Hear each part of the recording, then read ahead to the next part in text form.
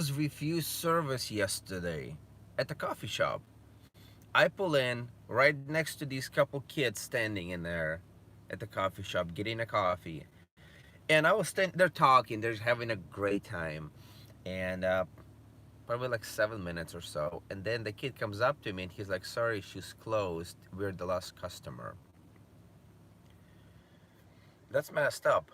I was refused service at the coffee shop yesterday, guys. Seriously. That was sad. So you know what I did? I put my big boy pants on and I went to Dutch Bro and I had a great cup of coffee. And it's a small mom and pop store kind of a thing. And I didn't know they closed at 6. I was standing in line for 7 minutes. I got in there before 6. And a kid in front of me that wasn't even in a car, they were just standing in there talking, getting coffees. And she's like, and they're like, hey, sorry, we were the last customer. And it's sad. So I'm gonna go to the coffee shop and get my free coffee. I'm gonna get myself a free coffee because I have a stamp.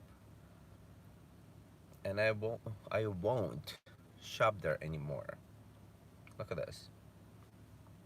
That's sad. I mean, I had my money out. I was ready to buy, and I don't know. What can I say? Sometimes if you if you get your service refused, you go somewhere else. You take your money somewhere else, somewhere where they will, make you a good cup of coffee.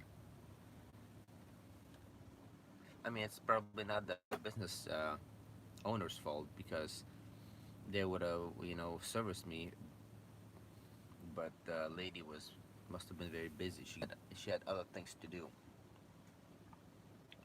Well, what can I say? I'm a big boy. I didn't need it. No, seriously, guys. What would you do if you got, service refused? And I was in line. It's kind of like I got my groceries on a conveyor belt. I'm ready. I'm like, got my card out, and my groceries, roll in, and then she turns off her light at the stand, and she's like, "Oh, I'm sorry. I want to, sell you this." Really, really. Seriously, what would you do? Please comment below because I'm gonna go there and I will get my last free coffee. And of course, I'm gonna say something. I'll be like, I got my service refused yesterday, and I mean, if they're gonna give me a free cup of coffee for that, free cup of co- free cup of coffee, that'll be great. But if they won't, we'll see. Because you know what, how like when you fill up, it doesn't matter where you're at. When you fill in 10, you can get any coffee you want, right? And when you fill in 10 at $5, well, actually like $7 a coffee, that amounts to a decent amount of money.